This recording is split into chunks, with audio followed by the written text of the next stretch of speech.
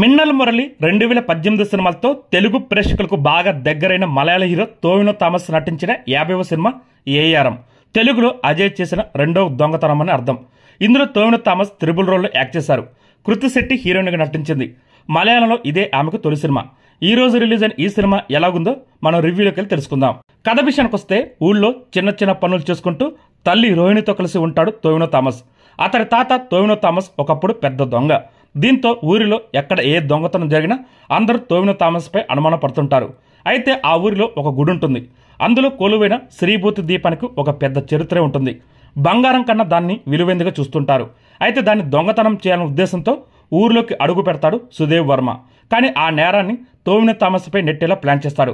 అయితే ఎన్నో తరాలుగా ఆ దీపాన్ని కాపాడుతూ వస్తుంది టోవినో థామస్ కుటుంబమే.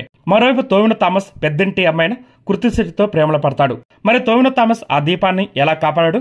ఇంతకీ ఆ దీపం విగ్రహం వెనుకున్న చరిత్ర ఏంటో తెలియాలంటే ఈ సినిమా చూడాల్సిందే. ఈ సినిమా ఎలా ఉందంటే, ఈ సినిమా మొదలైనప్పుడు ఏదో నడుస్తుందిలే అనిపిస్తుంది. ముందుగా పరిచయమైన ఒక యోధుడిగా టోవినో థామస్ చేసే యాక్షన్ భలే అనిపిస్తుంది.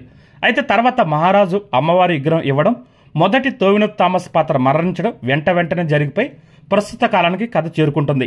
ఇంకా ప్రస్తుత కాలానికి వచ్చిన తర్వాత జరిగే సన్నివేశాలు గతంలో మనం కొన్ని సినిమాల్లో చూసినట్టే అనిపించినా కేరళ నేపథ్యం కాస్త కొత్తగా అనిపిస్తుంది. ఏదో అద్భుతం అనిపించే మూమెంట్స్ లేకపోయినా భలే సాగుతుంది అనిపించేలా స్క్రీన్ ప్లేతో మ్యాజిక్ చేసే ప్రయత్నం చేశాడు డైరెక్టర్.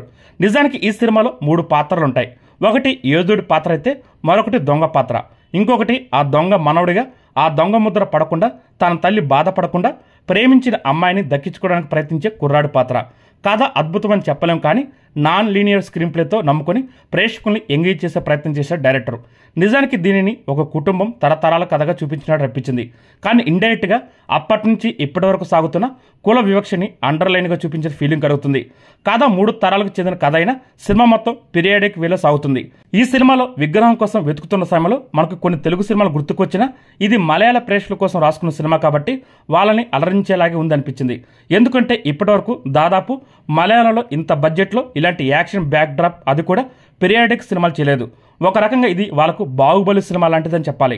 నిజానికి స్క్రీన్ మీద అలాగే కనిపించింది. అయితే ఈ సినిమా తెలుగు వారికి కనెక్ట్ అయ్యే అవకాశం కాస్త తక్కువని చెప్పాలి. టెక్నికల్ గా చూసుకుంటే మాత్రం ఒక మంచి సినిమా అవుతుందని చెప్పాలి. ఇక నటీనటుల విషయానికి వస్తే ఈ సినిమాలో టోవినో థామస్ 3 పాత్రల్లో అద్భుతంగా నటించాడని చెప్పాలి.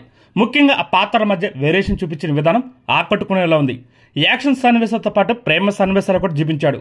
ఈ సినిమాకి ప్రధానమైన ఆకర్షణలో టోవినో థామస్ ముందు వరుసలో ఉంటాడని చెప్పాలి. అలాగే లక్ష్మి అనే పెద్దంటి అమ్మాయి పాత్రకు కృతి శెట్టి అందంగా కనిపించింది. తన పాత్ర పరిధికి తగ్గట్టు ఆమె ఆకట్టుకుంది. ఇంకా ఐశ్వర్య రాజ్ పాత్ర చాలా పరిమితం అని చెప్పాలి. ఇంకా సురభి లక్ష్మి నటన చాలా న్యాచురల్ ఉంది. రోహిణి కూడా న్యాచురల్ ఆర్టిస్ట్ అని మళ్ళీ ప్రూవ్ చేసుకుంది. ఇంకా బాసిల్ జోసెఫ్ కనిపించింది కొంతసేపు అయినా ఉన్నంత నవ్వించాడని చెప్పాలి. ఇంకా టెక్నికల్ టీం విషయానికి వస్తే ఈ సినిమాకి ప్రధానంగా చెప్పుకోవాల్సింది బ్యాక్గ్రౌండ్ మ్యూజిక్.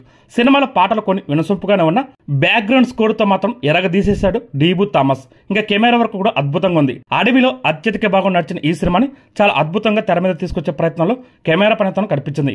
ఫైనల్ గా ఈ సినిమా ఎలా ఉందంటే, టోవినో థామస్ ఫ్యాన్స్ కి ఒక ఫుల్ మీల్స్ లాంటిది ఈ సినిమా. తెలుగు ప్రేక్షకులు కనెక్ట్ అవ్వడం కొంచెం కష్టమని చెప్పాలి.